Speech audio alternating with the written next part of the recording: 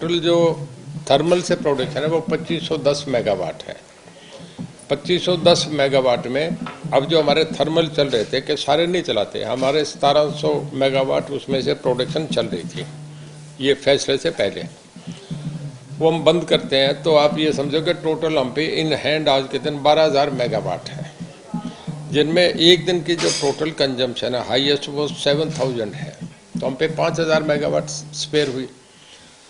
Thermal जब इस करके चलाते हैं कि जब बाहर जैसे 20-22 रुपये भाव हो गया था तो कोल मिल नहीं रहा था, पीछे रांची में और जगह सब जगह छत्तीसगढ़ में माइंस में चला गया था, रेलवे ट्रैक पानी में आ गए थे, तब हमारे यहाँ थर्मल चलाए थे तो थर्मल की हमें कॉस्ट पड़ती है 470 और बाजार से जो हम आज के दिन ले रहे हैं वो 350 है, कभी 340 हो जाती है, कभी 360 हो जाती है, कभी 330 भी होती है, तो ऑन एवरेज 3.5 पड़ती है।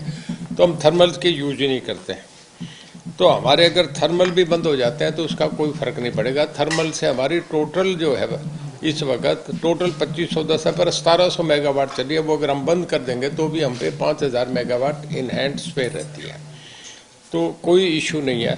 हरियाणा में बिजली की वजह से कोई इंडस्ट्री बंद हो ऐसा नहीं है, चाह रहे हैं कि हम पूरा कोऑपरेट कर रहे हैं कि प्रदूषण नहीं आए, मतलब सभी के लिए आप और हमारे सेंटर सभी के लिए खतरनाक है। तो इस बात पे मैं थोड़ी सी पोजीशन क्लियर करने के लिए कि हमारे यहाँ अगर हम कोल प्रोडक्ट से कोयला बंद करते हैं, कोयले से प्रोडक्शन बंद करते हैं तो उसका कोई फर्क नहीं पड़ेगा। पावर में हरियाणा पे इन सरप्लस हैंड में हम पे पावर है। आपने कुछ पूछना हो तो इस बात पे।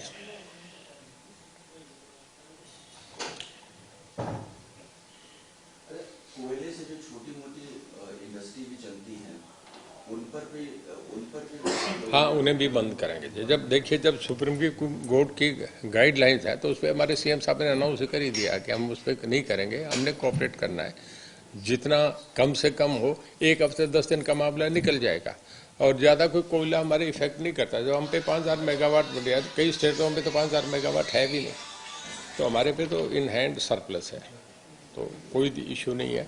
दूसरा, पिछली बार क्लियर हो गया था, मेरे ख्याल में कुछ पूछ रहे हैं जिन्हें जानकारी नहीं थी।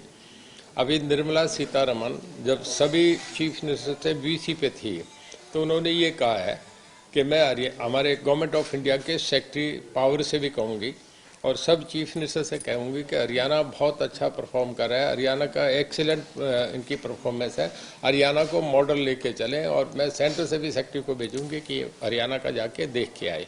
तो मैं ये समझता हूँ हमारे स्टेट के लिए, हमारे ऑनरेबल चीफ मिनिस्टर के लिए और डिपार्टमेंट के लिए भी ये बहुत बड़ा कॉम्प्लीमेंट है कि एक फाइनेंस मिनिस्टर जो कि सब चीज़ों से सारा टोटल जीडीपी तो वही होता है, सारे फैक्ट्स उन पे होते हैं, सब फिगर्स हैं, फाइनेंशियली इम्प्लीकेशन क्या है, ये सारा बजट से रिलेटेड, चाहे कोई भी डिपार्टमेंट है बजट से रिलेटेड है। तो अगर फाइनेंस मिनिस्टर ये कहे तो मैं समझता हूँ कि हम थैंकफुल हैं कि हमारी परफॉर्मेंस को अप्रिशिएट किया गया। जी, आपने कहा 12,000 मेगावाट हमारे पास पर्याप्त मात्रा में जो स्टॉक है बिजली का वो पड़ा हुआ है, ये कितने दिन के लिए जो है इसकी कंजप्शन जो है वो उपभोक्ता के तौर पर टोटल कंजप्शन जो है वो कितनी दिन तक चल सकती है, और अगर लॉन्गर टर्म में ये चीज जाती है, क्योंकि जब तक पॉल्यूशन का मुद्दा सॉर्ट आउट नहीं होता है तब तक लगता है कि ये कोयले पे बैन या फिर इंडस्ट्रीज पे बैन जो है लगातार जारी रहेगा, तो हरियाणा के पास कितने दिन की सरप्लस बिजली है? हम पे ये बराबर रहेगी, कोई इसमें इशू नहीं है। मैं आपसे बताऊं, जब गर्मियों में पीक पे था मई जून का महीना, उससे ज़्यादा तो नहीं, तब तो एसी सब कुछ ऑन रहते थे, जो ऑफिस के भी रहते थे, घरों के भी रहते थे। मैक्सिमम मई जून होता है जब सबसे ज़्यादा कंजप्शन होती है। उन दिनों में पंजाब में इंडस्ट्रीज का 2 दिन का कट लग गया था, पंजाब में ऑफिस का भी उन्होंने कट कर दिया, इंडस्ट्री तो 2 दिन बंद थी। हमारे हरियाणा में तब भी नहीं है, कहीं सड़क पे आंदोलन नहीं, कहीं लोग उस बात पे आके करते नहीं।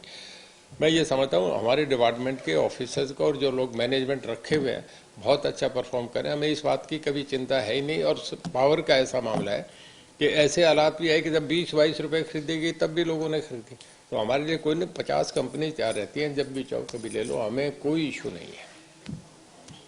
ये सर आपने आंकड़ा भी बताया था, हमारे पास 2510 मेगावाट कैपेसिटी है और 5000 मेगावाट की उपलब्धता है, इसको दोबारा हमारे पास टोटल जो थर्मल की प्रोडक्शन है वो 2710 मेगावाट है, 2510, सॉरी 2700 नहीं 2510 मेगावाट है, और जिसमें अभी जो हम यूज कर रहे थे जब से सुप्रीम कोर्ट की गाइडलाइन है, उससे पहले 1700 मेगावाट थी। वो बंद करने के बाद भी हम पे क्योंकि 12,000 मेगावाट है, तो 5,000 मेगावाट हम पे इन हैंड सरप्लस है। तो अगर 1700 उसमें बंद भी हो जाए तो भी कोई फर्क नहीं पड़ेगा। हमारी डेली कंजम्पशन जो आज के दिन हाईएस्ट है वो 7,000 है।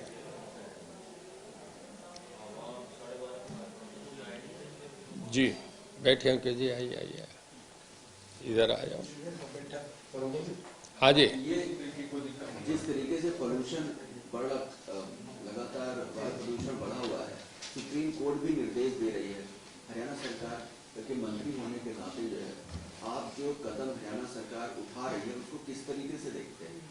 देखिए हम तो बहुत बढ़िया तरीके से सारा का सारा इमीडिएट कंट्रोल कर दिया। हमारे यहाँ कोई इशू नहीं है, तुरंत गाइडलाइंस दे दी गई थी। हमारे सीएम साहब ने भी ऑनलाइन ये बातें सब कह दी गई थी। और हम तो सबसे ज़्यादा कोऑपरेट करने में, क्योंकि हरियाणा एनसीआर से जुड़ा हुआ है। हमें जब लाभ उनसे मिलता है तो कोई नुकसान हो तो भी हम अपने पे ले लेते हैं। उनको कभी भी हरियाणा के करके कभी कोई दिक्कत नहीं आती। इमीडिएट इम्प्लीमेंट करते हैं। कोई भी इशू आता है तो हमारी तरफ से फुली कोऑपरेट करते हैं। और कोई इशू पूछना तो जेई के ऊपर कार्रवाई की 150 लोग। हाँ, हमने 150 लोगों पे करा है। वो हमारे राडार पे हैं, 150 से ज़्यादा हैं। ठीक नंबर तो मैं नहीं दूंगा आपसे, बहुत ज़्यादा हैं। और उनके खिलाफ हम कर रहे हैं, जिनके खिलाफ सीरियस एलिगेशन लगेंगे। मैं आपसे बता रहा हूँ, हम 15-20 को तो हम टर्मिनेट करने तक भी जाएंगे, सस्पेंड भी करेंगे। क्योंकि एक मैसेज देना चाह रहे हैं कि बहुत स्ट्रॉन्ग मैसेज देना चाह रहे हैं कि एडमिनिस्ट्रेशन कोई बात पे कंप्रोमाइज़ नहीं करेगा। जो अच्छे ऑफिसर हैं, जिन्होंने बढ़िया करा, उन्हें हम अच्छी पोजीशन दे रहे हैं। जैसे हमने जेल में करा कि स्टूडेंट बढ़िया थे, उन्हें ठिकाने लगा दिए। ये करने जा रहे हैं, ये करेंगे। अगले महीने में डिपार्टमेंट जेल में भी बड़ा ज़बरदस्त काम करूँगा। हमने 44 नई चीज़ें जो है वो इंट्रोड्यूस कर रहे हैं, उसको अगले महीने में आपके सामने अनाउंस करूँगा। जेल में भी जैसे हमने पावर में करा, बहुत ज़बरदस्त सुधार करने जा रहे हैं जी। हमारे दोनों महकमे हैं। जब सीएम साहब का हमें पूरा आशीर्वाद है तो मैं इसे चमकाने में क्यों कमी रखूँ जी। ओपन जेल बनाने को लेकर कोई आपकी है, 2 हमारे कॉन्सेप्ट है जी, एक गुरुग्राम और फरीदाबाद में। इसमें न्यू कॉन्सेप्ट है। थोड़ा सा हमें दिक्कत ये है कि ओपन जेल में राजस्थान और मध्य प्रदेश की तरफ अगर हम पे बहुत लैंडेड, बहुत स्पेयर होती तो कोई दिक्कत ही नहीं था। अब हरियाणा में कहीं भी आप जाएं कि हाईवे पे भी कहीं ज़मीन 70 लाख से 80 लाख से कम भाव नहीं है। जेलें तो हाईवे पे बनती हैं। अच्छा, अंदर भी जाएं तो कहीं भी 30 लाख से कम ज़मीनों के भाव नहीं है। राजस्थान में तो 50,000 रुपये बीघा मिलती है। आप ये मान के चले कि लाख रुपए एकड़ से कम आपको मिल जाएगी। तो वहाँ तो ऐसा कॉन्सेप्ट चल सकता है। आप 400 एकड़ में बना लो, आप 1000 एकड़ में बना लो।